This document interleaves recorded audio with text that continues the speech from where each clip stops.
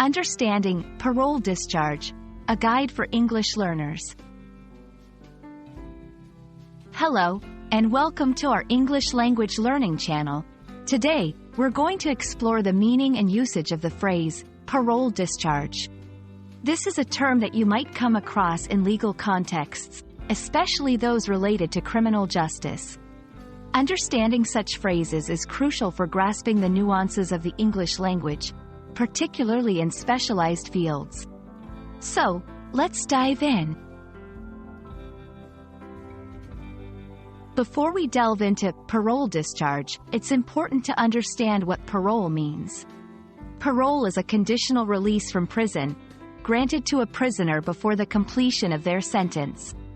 It is based on the promise of good behavior and adherence to certain conditions. Parole is not a pardon or an exoneration.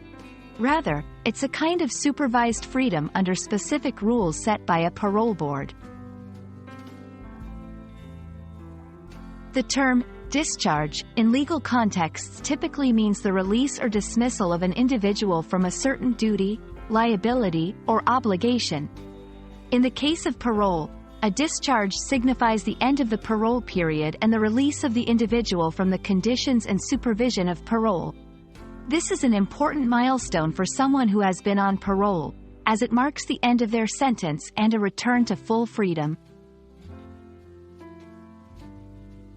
Combining these two concepts, parole discharge refers to the point at which a person is officially released from the conditions of parole. This means they have successfully completed their parole period without any violations. After a parole discharge, the individual is no longer under the supervision of the parole board and has regained all rights and responsibilities of a citizen, barring any restrictions imposed by the law.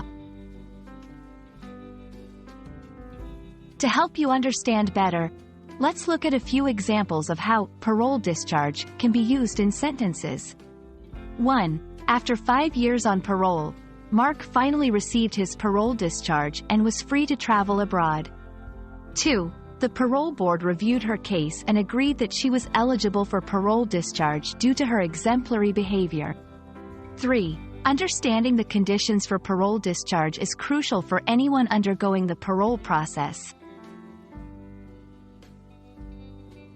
I hope this video has helped clarify the meaning of parole discharge and its relevance in the English language, especially in legal contexts. Remember, learning such specialized terms not only enhances your vocabulary but also your understanding of different societal aspects where English is used. Thank you for watching, and we look forward to bringing you more insightful language learning content.